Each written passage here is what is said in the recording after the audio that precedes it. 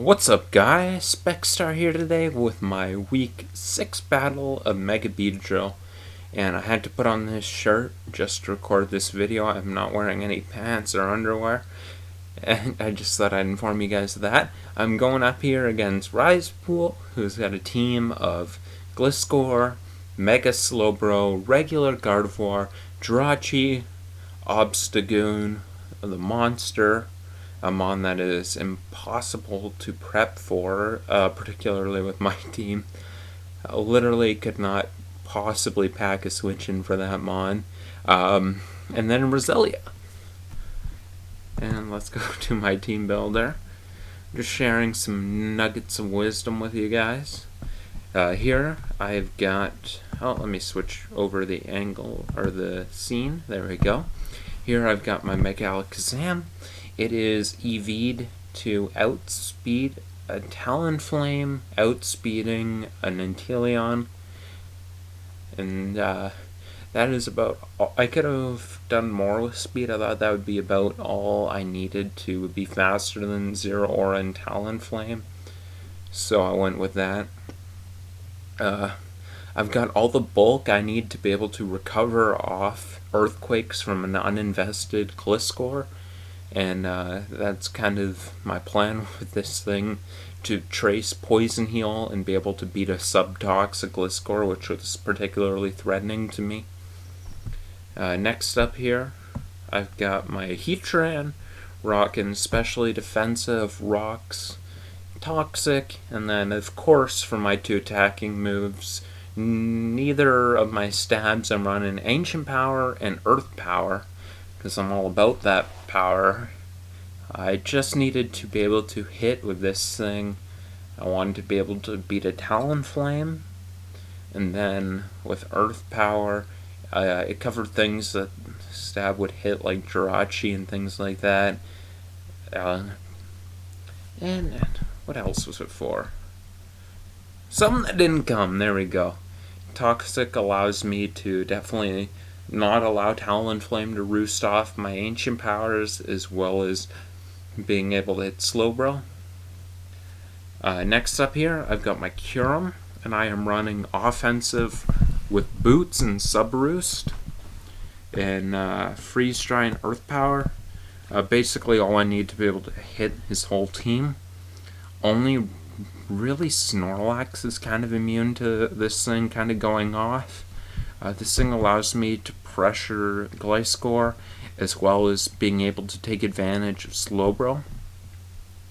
Next up here, I've got physically defensive Tangrowth with leftovers, and I've got a very standard set here with Psych Up, Leaf Storm, Knockoff, and Leech Seed. This set allows me to come in on Mega Slowbro. If it goes for Calm Mind, I can Psych Up its stat changes, and if we're at the same stat, Leaf Storm is very likely able to pick up a KO there. And then Knockoff and Leech Seed is what I need to pester the rest of his team. Psych Up also allows me to outstall a Cursed Snorlax, which is very nice. And it can also help me be able to throw off multiple Leaf Storms with power. Next up here, I've got my Flame Orb, standard Defog Kinkeldurr, like pretty much always, it seems. And then lastly, I got my Aunt Jemima Durant. This mon cost me the game last week, so I had to change its nickname. I had to release the old Durant and then EV train up a new Durant that I caught in the wild in the Pokemon game, legitimately. And here we've got Aunt Jemima with a pretty standard set. I've got Home Claws over any kind of coverage move, because this allows me to not ever be stalled out by physically defensive Gliscor. So I'll go back to the game here. Get the replay view set up, and here we go. I decided that in this game I wanted to lead off with Durant. It was potentially the most consequential for his whole team. If he led off with something like Gardevoir, or Jirachi, Obstagoon, or Roselia, I thought I had the potential to force a KO, so I just went for the lead with the most upside. he does decide to lead off with Slowbro. And while if this thing does not Mega Evolve, there is a chance that First Impression kills it right off the bat. It's a roll in his favor still, and I don't want to ever take a Fire Blast with Durant, which has actually a very promising matchup here, especially since he didn't have the Talonflame, which walls the set. So I wanted to switch this thing out. I decided that I would go into my Kyurem, which would take a Scald or Fire move. He does go for the Scald. Take that. I'm just going to sub up here. He goes into Jirachi, and I'm actually just going to click my Earth Power here, because if he's physically defensive, then I have a chance of being able to just 2-hit KO this thing with Earth Power right off the bat. But he actually shows to be speedy, bulky, so that's kind of the one set that does beat this Kyurem set. And I'm going to make a more aggressive play switching out into Durant here. I could have went into Heatran as well, but then I just kind of set up rocks, and then he goes into Gliscor and sets up his rocks, and I don't really get anything from it. So I went into Durant to try to get more from it. And here I'm just going to go for First Impression. He goes into Gliscor, misses, but it wouldn't have done that much anyway. Now I'm going to go for my Hone Claws as he actually goes for U-turn. And that's kind of what I needed to beat the Gliscor. He's going to go into Gardevoir here. And in my head I'm thinking, at first I thought, why did he just go into Gardevoir? And then I'm like, oh shit, that thing gets Mystical Fire now. So if he's Scarf, he would just be able to take out my Durant here. So I have to go into my Heatran. Instead he goes for Thunder Wave, which is going to cripple my Heatran a little bit. I'm just going to get up my rocks as he goes into Gliscor. I'm not going to pull a switch into my Alakazam. He's going to miss Toxic, which a little bit unfortunate for him, but I would have been able to trace Poison Heal. So at times it would have been good for me, but at times it would have been bad for me. So here now I have my Megazam in on his Gliscor. I'm actually here, I'm just going to click Shadow Ball, because it kind of covers the Gardevoir switching a little bit. I didn't think that Gliscor would be allowed to stay in, and if he does make the aggressive play in Obstagoon, I know that it and Psychic would both not hit the thing, so, and I'm never clicking Focus Blast here, I'm not that crazy. So I'm just going to click my Shadow Ball here, which would be able to cover a Gardevoir or Jirachi switching, I guess, more so Gardevoir. I Mega Evolve, and then he here is going to show to be he's not uninvested in specially defensive, but he's also not max specially defensive. So I'm guessing he's probably got quite a deal of speed and then a good amount of special defense investment as well. He's going to be able to U-turn out here. And he goes into his Gardevoir. I never want to take this hit here, so I'm just going to switch out. He pulls a double in a Gliscor as I go into Heatran, so that's a good play for him there. I'm going to have to switch out in my Tangrowth here. Actually, what I was thinking about doing is going into Tangrowth. It did take a U-turn, but it also, if he did go for Earthquake, I thought I'd be able to bait out a Toxic, and as I made a play more aggressively into Poison Heal Alakazam to try to put up some offensive pressure. That was more so what I had in my mind here. Instead, he's just going to U-turn out. That's fine with me because Gliscor's still not getting recovery. He goes into Roselia here, and I'm just going to pull the switch into my Durant here since Hidden Power Fire is no longer ever a thing. He goes for Giga Drain, and I just go for my Iron Head, which is able to take that thing out. It's very nice to see that thing go out right away, because I did play a Mach where spikes were a problem for me, so not having to deal with those were nice here. He goes in Gardevoir again, and here I'm actually going to pull a play into my Conkeldurr here. And the reason I'm going to go into Conkeldurr is because in my mind, the moves he could use are Thunder Wave or Mystical Fire or Focus Blast. Those are the moves I'm thinking might come off here. And all of those would be good plays to go into Conkeldurr. I wouldn't think that with Heatran there he would want to go for a stab. And I think he would have to think about maybe predicting Zam, Heatran, or Durant. This is the play I went into King Kelder, isn't it? It might have been a later play. No, I went into Heatran here. Alright, but you guys are going to remember that explanation when I do go to King Kelder later. I went to Heatran here. Unfortunately, he's going to miss a Focus Blast, which sucks for him. I'm then going to pull the switch into my Alakazam as he goes for another Focus Blast. This is going to give me a recovery as he goes into Obstagoon. Now here, you know what? I'm in the spirit. I'm running Hustle. I'm relying on Hustle. I'm going to go for this Focus Blast because I cannot switch it on Obstagoon. So if someone's going to die anyway, I'm going to take my 70% chance to just take this thing right out of the game right now and go for my Focus Blast. Instead, he goes into Gardevoir here, and he's going to Trace Hustle. Now is where I'm going to go into Kinkeldurr, thinking that he would either throw off a Thunder Wave, Focus Blast, or Mystical Fire, most likely. Thinking about Heatran, more so Thunder Wave or Focus Blast in particular. Thinking about hitting the Zam or the Heatran, I think. So I go into Kinkeldurr, but he actually goes right for the Moonblast there. And that's going to be a very consequential play for me there because Kinkeldurr did have a good matchup here. But you know what?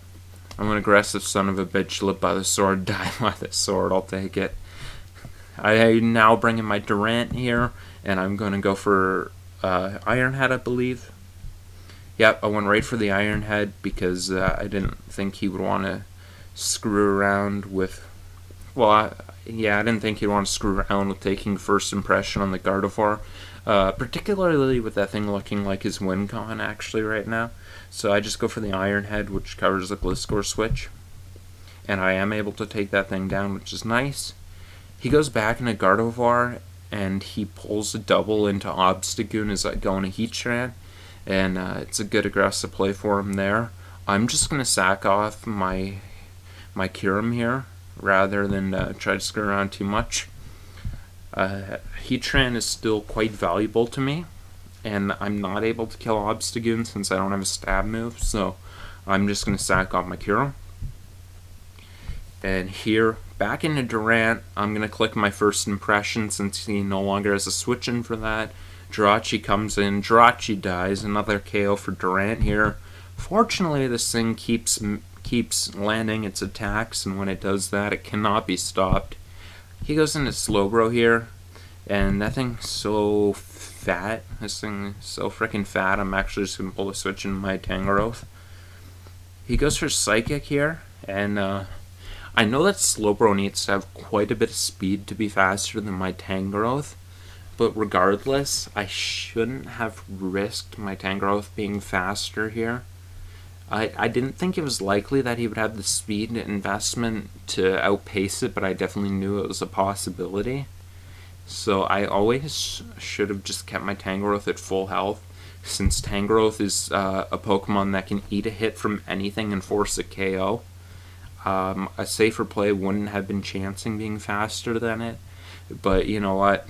I was feeling big dick here trying to make plays, and it's going to wind up costing me in a big way as my Tangrowth goes down here. And I'm going to bring in my Alakazam.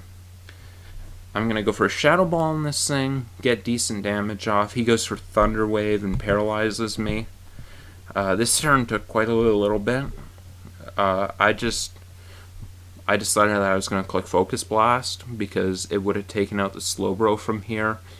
Gardevoir was the one thing that wouldn't have happened, and if he did make that play into Obstagoon here, trying to get the numbers in his favor, Focus Blast would, if I was able to get it off, be able to make a big move there. But he is, I'm not able to get it off, and Obstagoon's going to be able to take out my Zam here.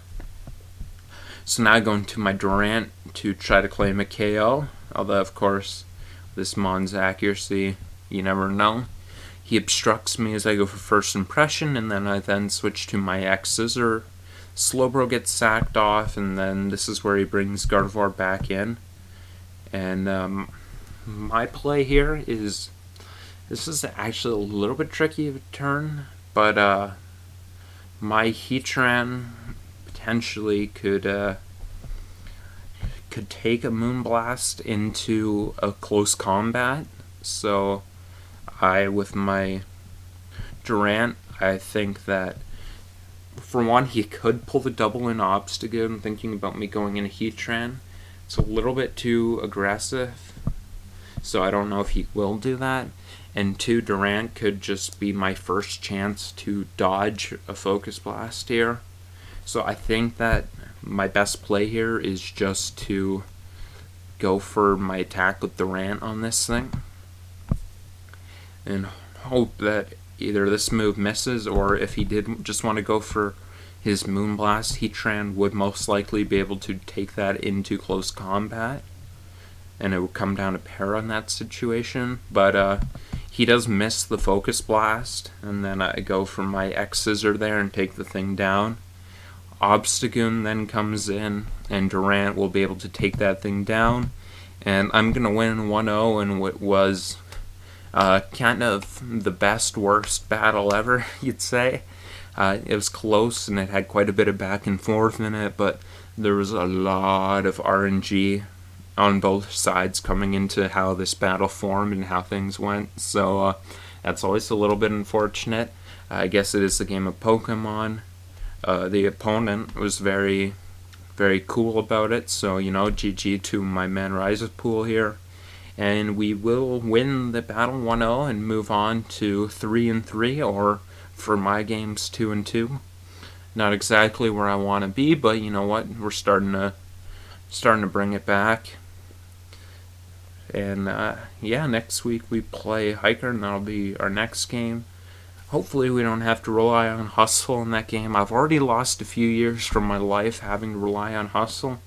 But here are some interesting facts. In this game, all 6 of my KOs were gotten by Durant, and then Durant also killed itself by Life Orb taking it out. So Durant basically got 7 kills in this game, which is pretty interesting. And since I've replaced, I played 4 games, and in those 4 games, Durant has 9 KOs. And all my other Pokemon combined have 7, so this Pokemon's kind of been make or break everywhere. And yeah, well, that's it for this video. I want to thank you guys for watching. Have yourselves a good night.